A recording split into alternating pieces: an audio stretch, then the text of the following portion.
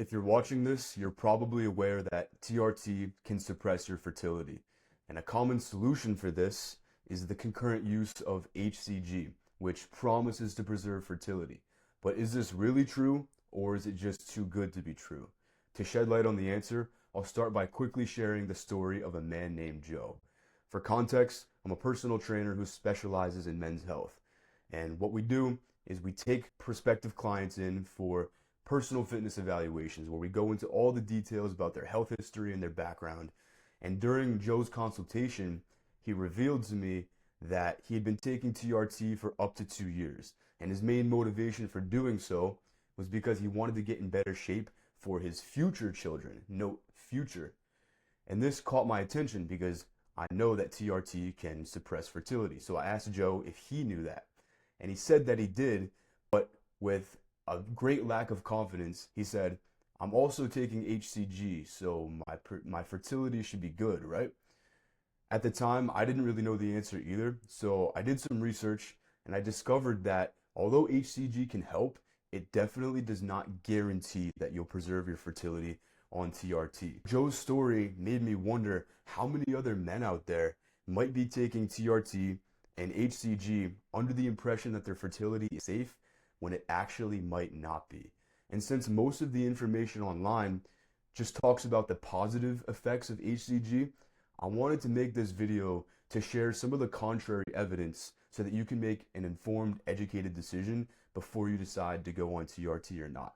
In this video, I'm going to explain what HCG is and why it may not safeguard your fertility, why you probably don't need TRT in the first place, and how you can optimize your testosterone levels naturally. Now, I'm going to begin with the end in mind, because if there's anything you should take away from this video, it's this. Your testosterone levels are a reflection of your overall health. And this is backed by scientific research, which shows that low testosterone is associated with pretty much every chronic disease. And on the flip side, having healthy testosterone levels lowers your risk of almost every chronic disease. So the healthier you are, the better your testosterone levels will be. For this reason, the most common cause of low testosterone for most men is actually poor health. Now, there's 4 major causes of low testosterone. It can be a genetic disorder, which is pretty much entirely out of your control. It can be severe testicular damage, so if your testicles get crushed or destroyed, that can obviously negatively affect testosterone. And advanced age, so if you're getting older, that tends to lower testosterone levels. However, this isn't always the case. A lot of older guys can maintain high testosterone levels naturally. But the 4th and primary cause of low testosterone is poor health habits. For example, lack of exercise, poor diet, insufficient sleep, and chronic stress. All of these can contribute to low testosterone, and these give rise to all the symptoms that you might feel here on the right. Now, for this reason, low testosterone that's caused by poor health can be corrected by fixing those poor health habits that we just described. So if you don't exercise, you can improve your testosterone levels by exercising consistently. If you have a poor diet, you clean up your diet, that's going to improve your testosterone levels. And so too with sleep, chronic stress, and all of the other lifestyle factors associated with your health that cause low testosterone. In Joe's case, he told me that he only slept for about 4 to 5 hours per night, and he only exercised for about half an hour twice a week. Not only that, but he was obese. His body fat percentage was around 27%. So having a high body fat percentage, not exercising, and not getting enough sleep were the 3 main factors that caused Joe's low testosterone. But he could fix those without TRT, and this is the case for many men. So the main point you need to understand is that TRT is often completely unnecessary when your low testosterone is caused by poor health. And this brings me to some of the problems with TRT that you might want to know about before going on it. TRT does not address the root cause of low testosterone. TRT just covers up the symptoms of low testosterone. So in Joe's case, he had poor libido, chronic fatigue, and poor body composition. So he had a lot of body fat and not very much muscle. Those were his symptoms. And TRT can help with that. It's going to give you energy, and it does help with fat loss and muscle gain. However, TRT does not correct the unhealthy habits that caused Joe to have low testosterone in the first place.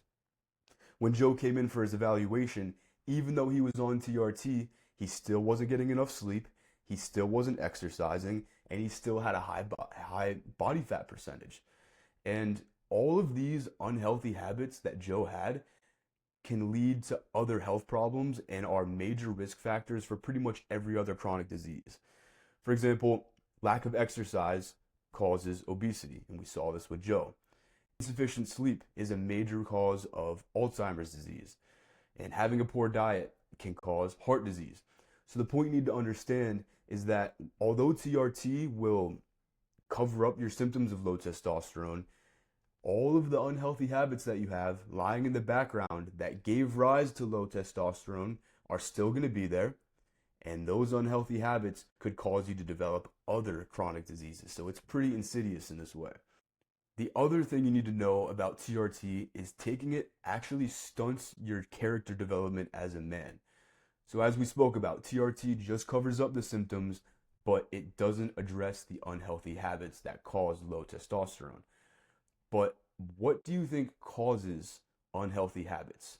It's a lack of discipline, and we're just going to call it lack of agency. That's the umbrella term for your ability to control yourself and execute things in life. So really, the deepest root cause of low testosterone isn't just the unhealthy habits, it's the lack of discipline that caused the unhealthy habits in the first place. So when you take TRT, you cover up the symptoms and you feel better, but you never have to develop the discipline necessary to exercise consistently, to avoid unhealthy foods and stick to a clean diet. You don't have to develop the time management skills that you need to get to bed on time. You don't need to develop the self-control to learn how to manage your stress. And this lack of agency, this lack of discipline can bleed into other aspects of your life. In Joe's example, he was recently let go from his other job, and he was also divorced. Now, I don't say this to judge Joe or berate him in any way, but could it be that the lack of discipline that caused him to not exercise, that caused him to eat poorly, that caused him to not prioritize his sleep, could it be that that same lack of discipline may be the reason why he got divorced, may be the reason why he got let go from his last job? So the key point I want you to take away from this is that yes, TRT will make you feel better, but those unhealthy habits are still going to linger in the background, and those can lead to other chronic diseases.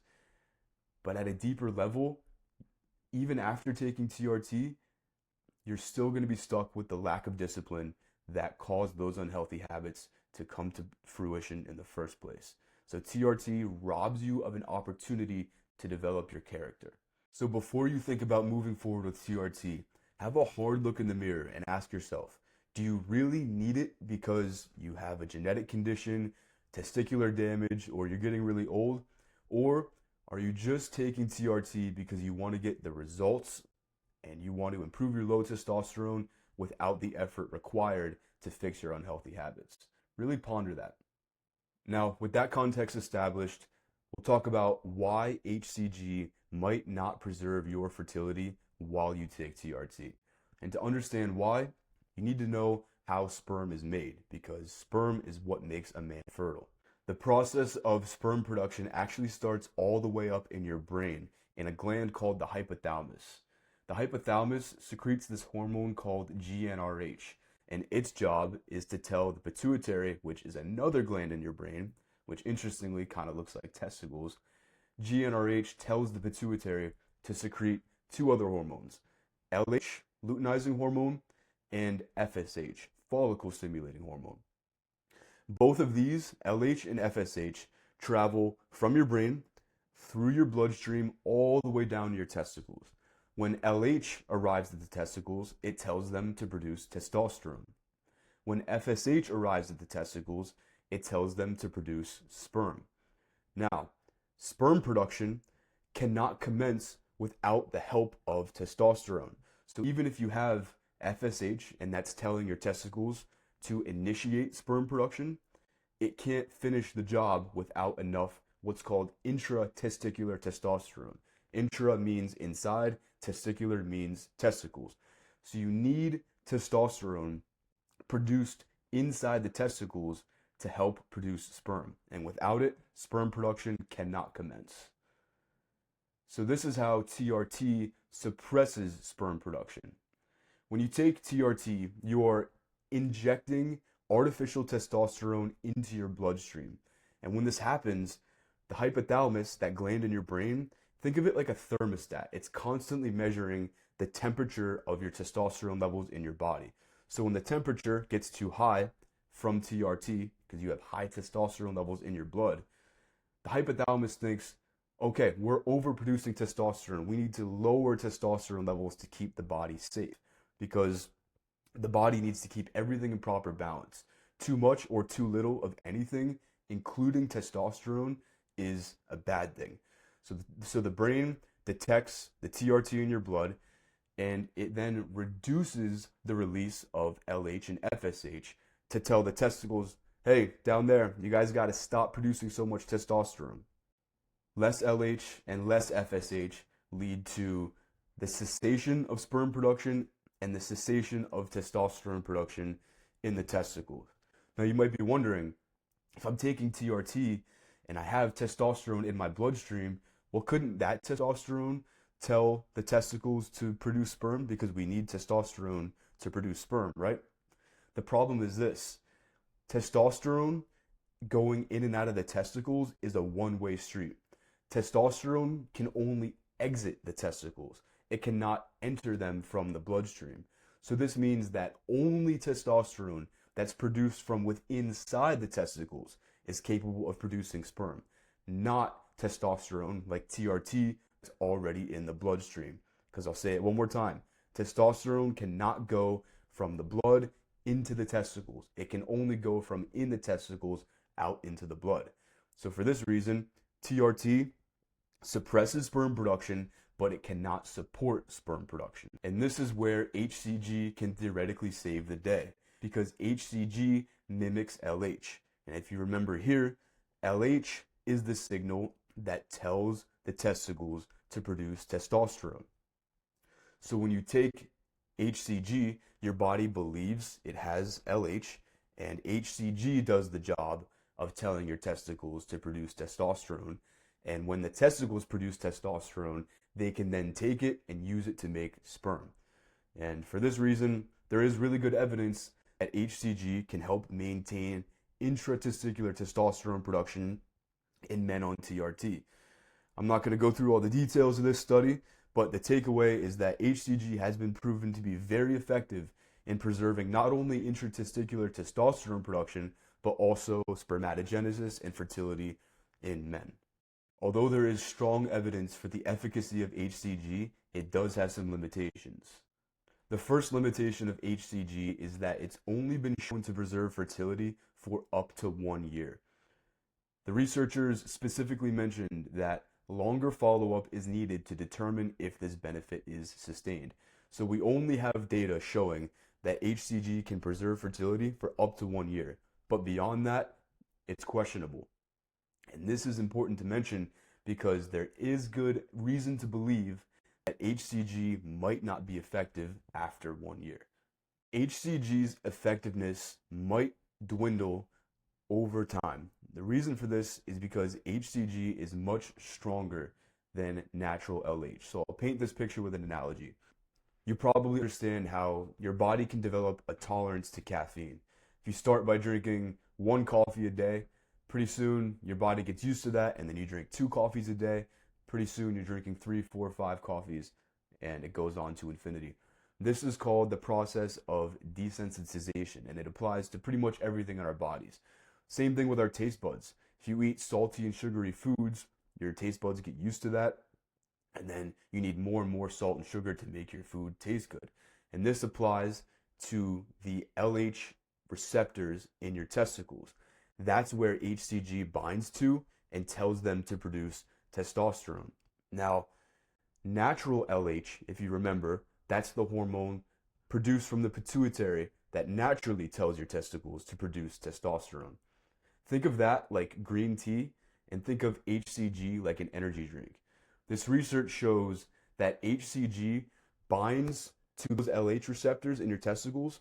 It binds to them with a stronger affinity and for a much longer period of time. So for this reason, it has a much more potent signal. It sends a much more potent signal to your testicles, and this can cause them to become desensitized to HCG. So if you were to use it for years and years on end, since it has such a strong signal, it can cause your testicles to no longer respond to that signal and stop producing testosterone in response. The same way that drinking one coffee doesn't have the same effect after 5 years of drinking coffee. So the main thing you need to understand from this slide is that HCG is much more potent than natural LH. And for this reason, the body can become desensitized to it, so its effectiveness may wane over time. And this is supported by scientific data, which shows that overstimulation from gonadotropins, which HCG is one of them, can have a detrimental effect on sperm production by downregulating the expression of LH and FSH receptors. Those are just the sites on your testicles that HCG and LH bind to. So the body stops producing those receptors because they are being overstimulated. And like we said, the body wants to keep everything in balance. So this is the body's way of keeping things in check.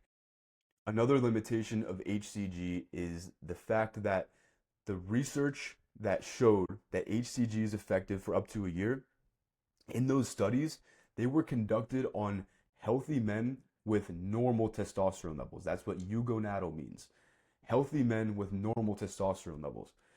Now, since we've established that low testosterone is often caused by poor health, the type of man who's likely to need to use TRT in the first place, like Joe, is probably unhealthy. So this research shows that HCG is effective in healthy men with normal testosterone, but not in unhealthy men with low testosterone. And this is problematic because there's evidence that shows that HCG may be less effective in unhealthy men. This study found that HCG treatment was not equally effective in all men. They said that the individual response is likely influenced by genetic variability and overall health status. So, in other words, the less healthy you are, the less effective HCG might be. And here's why. We're going to use obesity as an example because, as we can see here, low testosterone is associated with obesity, and obesity is a pretty good sign that you're unhealthy. So here's how being obese, which is a version of being unhealthy, could reduce the effectiveness of HCG. Obese men have more of an enzyme in their body called aromatase. Aromatase takes testosterone, breaks it down, and converts it into estrogen. Now, men with high estrogen levels have lower testosterone and lower fertility for this reason. Estrogen goes up to your brain and tells it to stop producing testosterone. It has a negative feedback effect on testosterone production. Estrogen also binds to cells in the testicles and downregulates genes which tell those testicles to produce testosterone. So estrogen, having high estrogen levels, negatively affects testosterone in two ways. It tells the brain to stop producing it, and it tells the testicles to stop producing proteins that help create it. So in this way, obese men not only have lower testosterone because of the effects of estrogen, but the testosterone that they do have is being broken down and turned into estrogen by aromatase. Obesity also increases scrotal temperature, which has a negative effect on sperm production because the testicles need to be cooler than your core body temperature to produce sperm and testosterone optimally. And since, obese men tend to have more body fat in their belly and their legs, there's a lot more heat and higher temperature around their testicles, and this reduces their ability to produce sperm and testosterone. And obese men also just have more systemic inflammation and oxidative stress, and both of those decrease testicular function as well. So obesity in 4 ways reduces the body's ability to produce testosterone and sperm, which can lead to infertility. The question remains, how could this reduce the efficacy of HCG? Well, if obesity is causing all of these signals that reduce the body's ability to produce sperm, HCG basically has to fight against all of these signals. It has to try to counteract aromatase and lower testosterone and estrogen telling the brain and testicles to stop producing testosterone. So HCG is essentially has to wage war against obesity, and this might reduce how effective it is at maintaining fertility in obese men. So now, since obesity has all of these negative effects on a man's fertility, research shows that obese men on TRT should also take a couple other drugs to preserve their fertility, such as an aromatase inhibitor. An aromatase inhibitor stops that enzyme from converting testosterone into estrogen. They might also need what's called a selective estrogen receptor modifier, or a SERM. You might have heard of clomiphene. SERMs block estrogen from doing its job in the body. So aromatase inhibitors stop aromatase from turning testosterone into estrogen, and then SERMs stop estrogen from binding in the body. But this is where you need to pay attention. Joe was not given an aromatase inhibitor or a SERM, even though he was obese, which puts him at a high risk for having high estrogen. So for this reason, the HCG that he was given back here might not be as effective without the support of an aromatase inhibitor or a SERM. So the key point you need to take away from this is that HCG alone might not be enough to preserve your fertility. But if your third-party TRT provider doesn't know that, or they don't provide you with these extra drugs, you might not be able to maintain your fertility. And this was the case with Joe. The research shows a general algorithm for the best ways to preserve fertility while on TRT. And the first thing you need to do is have a baseline semen analysis to determine how fertile you are to begin with. But since Joe, his example bleeds into the story really well. Joe went through a third-party TRT provider, but they never tested his baseline semen analysis. So he had no idea of how fertile he was to begin with. And this is a problem because men who are already what they call oligospermic or azoospermic, that just means your sperm is messed up and it doesn't work well, they recommend that men with messed up sperm also take clomiphene to preserve their fertility. But Joe was not also given clomiphene, even though he was given HCG.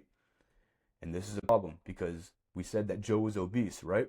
That increases his risk for having messed up sperm. But he wasn't also prescribed drugs that would help HCG counteract the effects of his obesity. The other problem is even doctors don't know all of these details. One study found that urologists, so these are doctors who specialize in male reproductive health. These aren't just general doctors. 25% of them admitted to giving infertile men TRT. And earlier we established that TRT suppresses fertility. You should know this because you're watching this video. So the point I'm making is, since there's so much ignorance in the medical field, clearly by this survey, about even the simplest basics of how TRT suppresses fertility, do you think all doctors know all these other details about aromatase inhibitors and SERMs and all the other ways that obesity reduces the effectiveness of HCG? They might not. So the key point you should take from this is that TRT clinics aren't often as thorough as they need to be because Joe didn't get a baseline semen analysis, and he also didn't get follow-up semen analysis, which is what they recommend to make sure that you're staying fertile. And doctors, as evidenced by the survey, don't always know all of these details. So you need to be very well self-educated to understand exactly all of the risks that go into this. So before you take TRT, I'm going to summarize the key points that you should consider about how HCG might not preserve your fertility. HCG has only been proven to be effective for up to 1 year, but there's evidence that it might not continue to be effective because research shows that the body can become desensitized to its effects over time. There's also evidence that HCG could be less effective in unhealthy men, which means you need to take a concoction of other drugs to support your body's ability to keep you fertile in addition to HCG. Because if you're unhealthy or obese, HCG alone might not be enough. And if you lose your fertility, usually it takes at least a year for you to gain it back. Now, I'm going to summarize why you might want to think about trying to naturally improve your testosterone levels instead of taking TRT. Number one, you're going to address the root cause of your low testosterone. If you don't exercise, if you don't eat healthy, if you don't get enough sleep, if you don't manage your stress, and all those things are causing low testosterone, to fix your testosterone levels and get them back up, you're going to have to solve all those problems. But that's a good thing because it's going to reduce your risk of pretty much every other chronic disease, and it's going to improve your overall health. And the process of doing that is going to develop your character. You're going to develop discipline, you're going to develop time management, you're going to develop hard work, and all of those character traits will improve other aspects of your life. You can take the discipline that you use to get yourself to go to the gym and take that to your career and have more discipline to finish a project on time, and that could lead you to getting promoted. So the point I'm making is the traits that you develop in the process of improving your health will positively benefit your life as a whole. And probably most important of all is naturally increasing your testosterone comes with no risk of losing your fertility. Fertility preservation on TRT, it's really complicated and it requires a lot of careful management between the user and the provider, which can be a big headache as we've clearly elucidated. But if you just improve your testosterone levels naturally, you don't have to do any of that, and there's no risk of losing your fertility. In fact, your fertility is going to improve by improving your overall health. So that's the case for going natural. But think about this. How do you want to spend the rest of your life? Do you want to have to take TRT and HCG and all these other ancillary drugs, like a big, those weekly pill bottles that you see people taking, like maybe your grandparents? Do you really want to have to inject yourself several times a week and pop pills all the time to maintain levels of a hormone that is a reflection of your deepest manhood and your ability to reproduce? Or would you rather just put in the effort to solve the problem now and spend the rest of your life happy and healthy? And I emphasize happy because Joe was still not happy with himself even after taking TRT. When he came into the office, yes, his low T symptoms were a little bit reduced. But guess what? He still had a high body fat percentage. He still wasn't in good shape. And he still didn't like what he saw in the mirror. He specifically told me that he wanted to invest in personal training to develop a masculine muscular physique. So even after taking TRT, Joe wasn't happy with himself, even though his low testosterone symptoms went away. And even on a deeper level, beyond yourself, what kind of a world are we as men creating? If every man who was unhealthy and had low testosterone as a result just took TRT, we might have a world where we have a whole bunch of undisciplined men, because even after taking TRT, you're still the same undisciplined man that you were in the beginning. Joe still lacked the discipline needed to exercise and eat healthy, even after going on TRT, which is why he couldn't get in shape. And Joe's lack of discipline could be the reason why he got divorced and could be the reason why he got fired, like we talked about before. So if we create a world of men who just turn to drugs and take the easy way out, how do you think that's going to affect society as a whole? Just ponder that. Or do you want to be the type of man that this world needs, which is a disciplined man who not only has the self-agency and the self-respect to improve his health naturally, but also takes that same self-agency and uses it to make the world a better place? Your decisions for how you affect your health affects the rest of the world, even if you don't realize it. So before taking TRT and before going on HCG, consider not only that your fertility may not be guaranteed to be maintained, but also you might be contributing to a world where men are not as strong as they could otherwise be. If you're still on the fence, I have a challenge for you. Before going on TRT, try optimizing your testosterone levels naturally for 6 months and see if it's still necessary. Here's what you need to do. In terms of exercise, lift at least 3 up to 5 times per week. I would recommend training full body every other day. In between your lifting days, aim for 30 to 60 minutes of zone 2 cardio.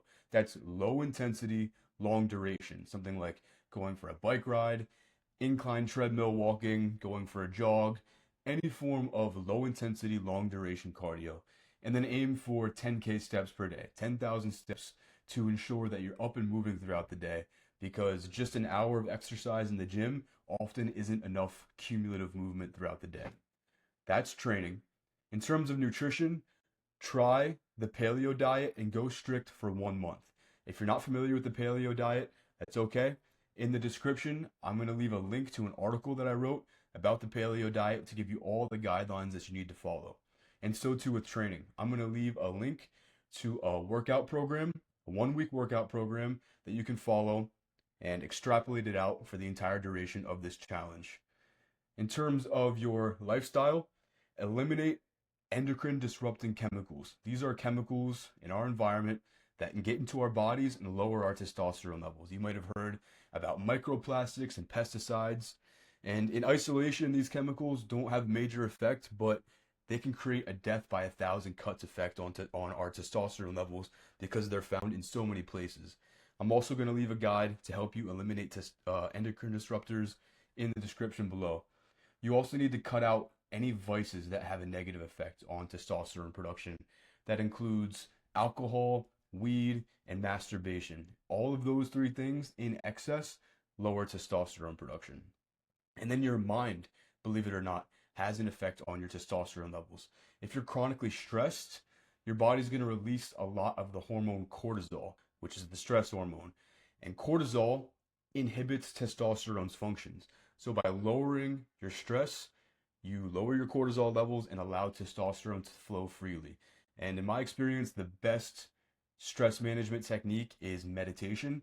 I'm going to leave a link to the meditation site that I use in the description below. It's through a neuroscientist named Sam Harris. It's the best meditation app on the market, hands down. And you can also read Stoicism. This is a philosophy to help you with mental fortitude. And when you have a stronger mindset, you're going to be less stressed, which is going to improve your testosterone. There is more that goes into it, but these are the basic 4 pillars that I outline and have my clients follow in the Testosterone Transformation Academy, which is a men's health coaching program that I've developed to help men optimize their testosterone levels naturally.